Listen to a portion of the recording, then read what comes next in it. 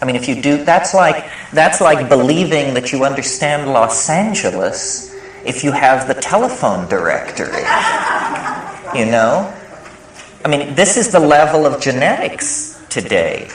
What they say they understand life, and they have the telephone directory, and they're talking about Los Angeles because they can look up, you know, where the genes are, the coding for the proteins. You know, does this tell us anything about a broken heart or a Messiah or a Hitler?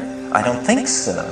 So what we are trying to do is return the focus of attention to individual experience. We have been slave too long to ideology transmitted hierarchically and based on a tremendously alienating instrumentality. That's what science depends on now, a tremendously alienating instrumentality. What we need to do is empower experience. Well, this is where the psychedelics come in, because citizens don't take psychedelics because it's illegal. Neither do marionettes. Neither do robots. None of these well-behaved and mechanistic reductionist images of humanity take psychedelics because it's misbehaving. Misbehaving is a great sin. In fact, it's enshrined as the first sin. You'll regard that the psychedelic issue was there in Eden, and somebody misbehaved, and then they got tossed out forever and their children's children into the chaos of history. It's interesting to read in Genesis why this was. It was because they will become as we are, says Yahweh. They will become as we are if they eat of the fruit of the tree of knowledge. I suggest to you that this is precisely what we should seek to do, and that this we is the voice of hierarchy, the voice of paternalism, the voice of the male ego finally right up into the storm god, the volcano god who lies back there in the origins of monotheism. We empower our experience by insisting on our authenticity. It's a wonderful thing to learn to be able to stand up and yell bullshit. I did it when I was about 18 years old, and it was the meme of the hour, and it blew their minds.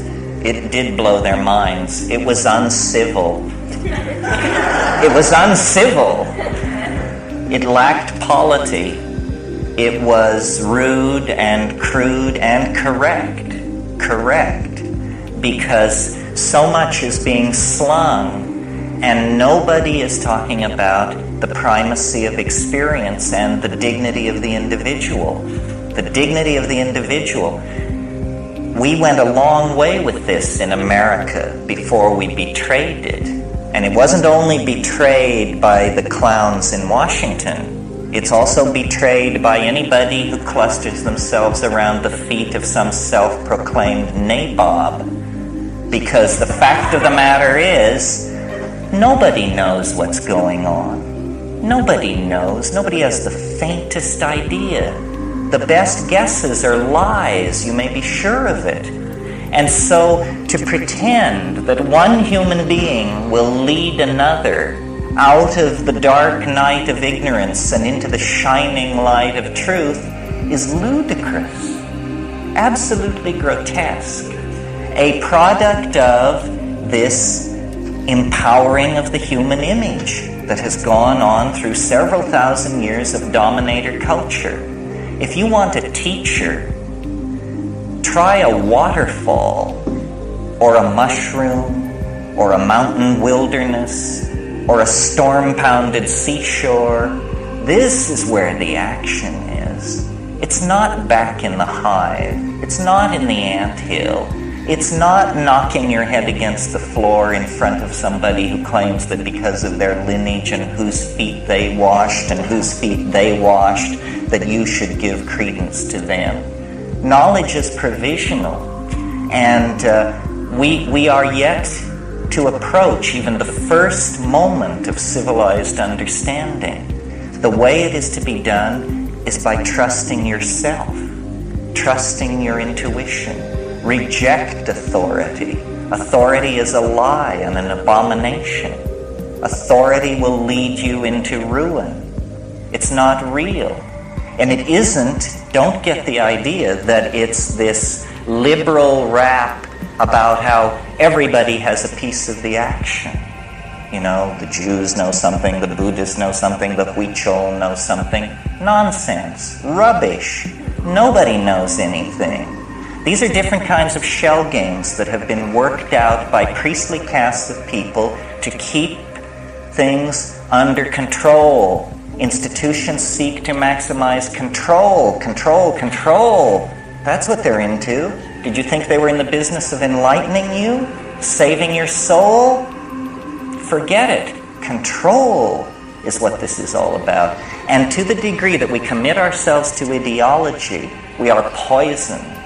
Any ideology, Marxism, Catholicism, objectivism, you name it, rubbish, all rubbish. What is real is experience. What is real is this moment. And so then what it becomes about is, what are the frontiers of experience?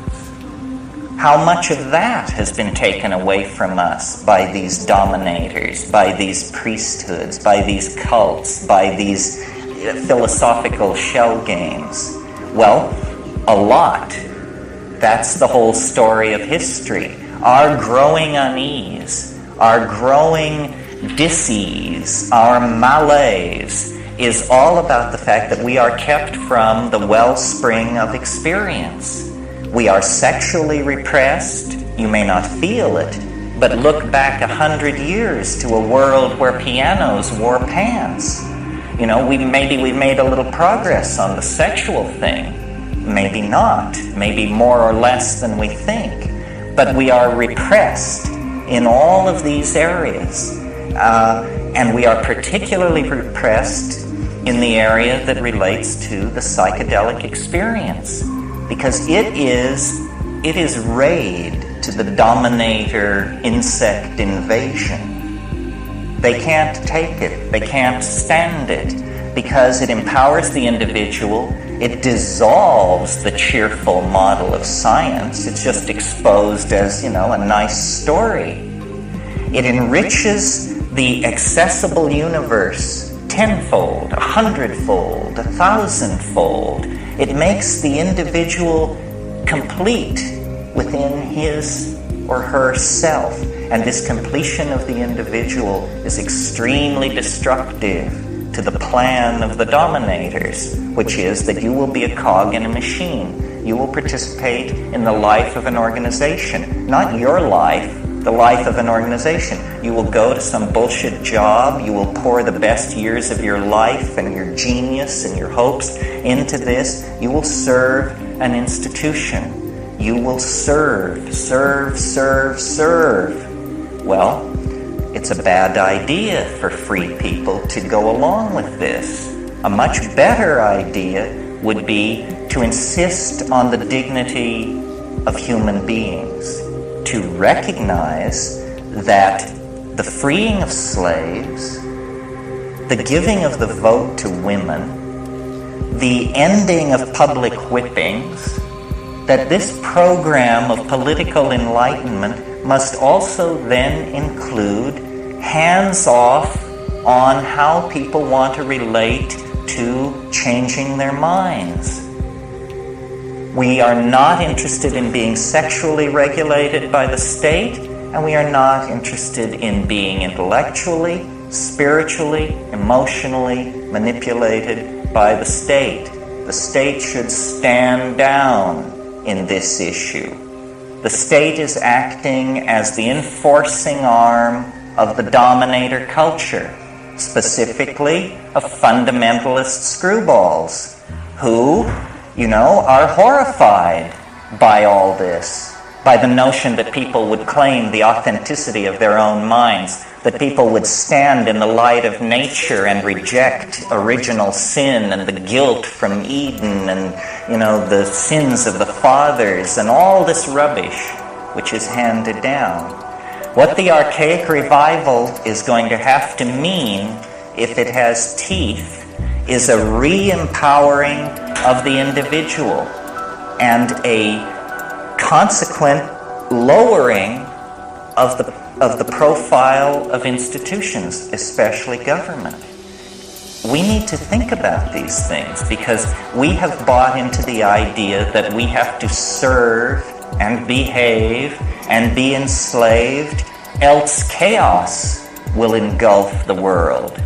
We need to carry out our analysis of the situation to the point where we can embrace chaos and see that chaos is the environment in which we all thrive. That's how I've done it for years. You think I could have gotten away with this in the Soviet Union? I don't think so. I require a society on the brink of social breakdown to be able to do my work. And I think a society on the brink of social breakdown is the healthiest situation for individuals. I don't know how many of you have ever had the privilege of being in a society in a pre-revolutionary situation, but the cafes stay open all night. And there's music in the streets, and you can breathe it, you can feel it, and you know what is happening. The dominator is being pushed. It never succeeds. It never is able to claim itself. But on the other hand, history is young. We may have a crack at this. A global society is coming into being. A global society made out of information that was not intended to be ours, but which is ours through the mistaken invention and distribution of small computers, the printing press, all of this stuff. Information is power, and information has been spilled by the clumsy handling of the cybernetic revolution by the dominator culture so that it is everywhere. Never has the situation been more fluid. Never have the opportunities for infiltration, insurrection, and hell-raising been more present at hand. But we have to seize the opportunity. If we continue as we have, then, we're doomed. And the judgment of some higher power on that will be, they didn't even struggle. They went to the boxcars with their suitcases and they didn't even struggle. This is too nightmarish to contemplate. We're talking about the fate of a whole planet. Why are people so polite? Why are they so patient? Why are they so forgiving of gangsterism and betrayal? It's very difficult to understand. I believe it's because the dominator culture is increasingly more and more sophisticated in its perfection of subliminal mechanisms of control. And I don't mean anything grandiose and paranoid. I just mean that through press releases and sound bites and the enforced idiocy of television, the drama of a dying world has been turned into a soap opera for most people. And they don't understand that it's their story and that they will eat it in the final act if somewhere between here and the final act they don't stand up on their hind legs and howl. And it's not done through organizing. It's not done through vanguard parties or cadres of intellectual elites. It's done through just walking away from all of that. Claiming your identity, claiming your vision, your being, your intuition, and then acting from that without regret, cleanly, without regret.